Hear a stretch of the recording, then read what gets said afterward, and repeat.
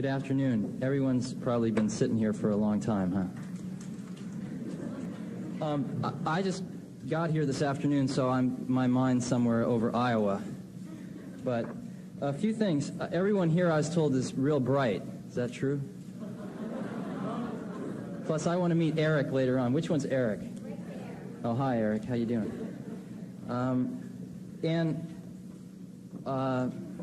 A lot of stuff here is rags to riches. I was listening back there. Sort of want to be careful about that because there's a lot of people that have been real successful in other terms that aren't here because maybe they didn't make a lot of money that you want to listen to very carefully.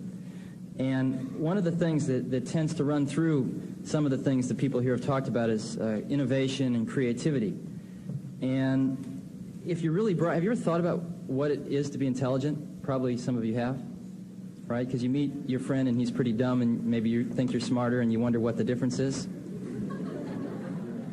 And I've thought about this a little bit myself, and one of the things is, it seems to me a lot of it's memory, but a lot of it's the ability to sort of zoom out, like you're in a city and you could look at the whole thing from about the 80th floor down at the city, and while other people are trying to figure out how to get from point A to point B reading these stupid little maps, you can just see it all out in front of you. You can see the whole thing, and you can make connections that just seem obvious because you can see the whole thing. That's why bright people feel guilty a lot, because they come up with stuff that they just say, hey, look at this, and other people give them these dumb awards and they feel funny.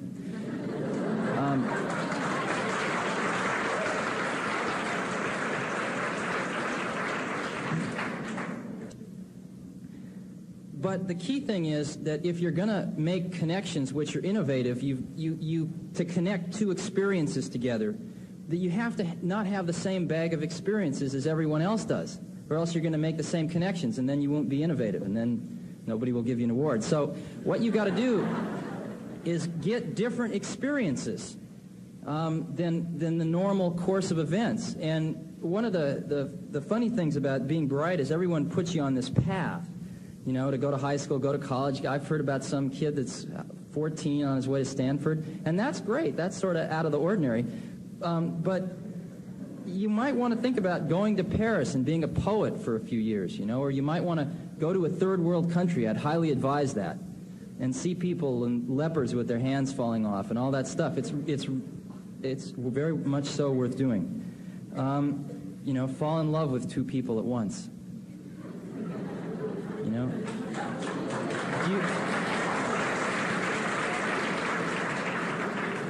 Walt Disney took LSD. Do you know that? He did once. And that's where the idea for Fantasia came from. It's true. And you can go hear stories about all these people, and the key thing that comes through is that they had a variety of experiences which they could draw upon in order to try to solve a problem or attack a particular dilemma in a kind of unique way.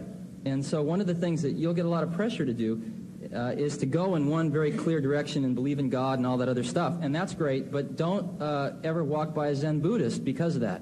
Sit down and talk and buy him lunch. And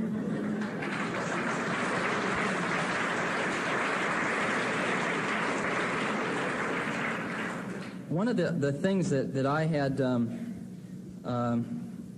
in my mind growing up, I don't know how it got there, but that the world was sort of something that happened just outside your peepers, and you didn't really try to change it. You just sort of tried to find your place in it and have the best life you could, and it would all just go on out there, and there were some pretty bright people running it. And as you start to interact with some of these people, you find they're not a lot different than you. The people actually making these decisions every day that are sort of running the world are not really very much different than you.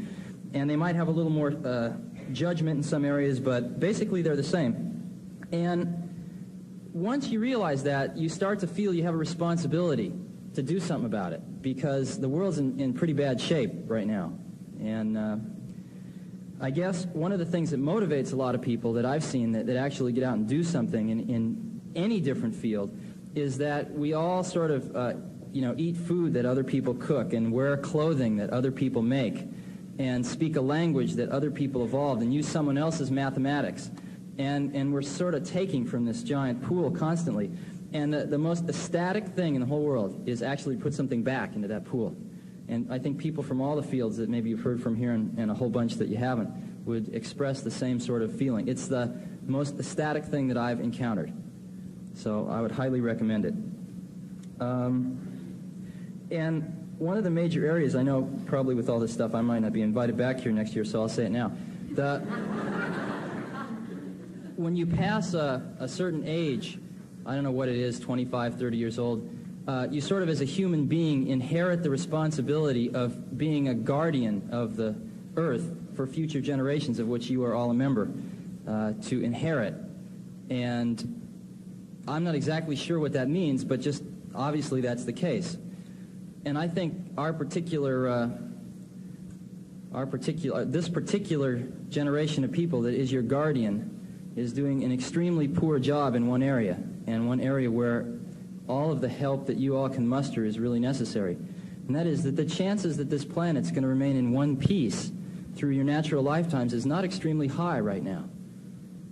And it's fairly dismal. And I anticipate having some kids one day and helping them grow up to be sane human beings. And you people are going to be the people that are running the planet when my kids grow up. So would you please pay attention to this problem and try to do something about it? Because I'd like to see my kids grow up and be able to come here and sit like you and listen to a bunch of funny people.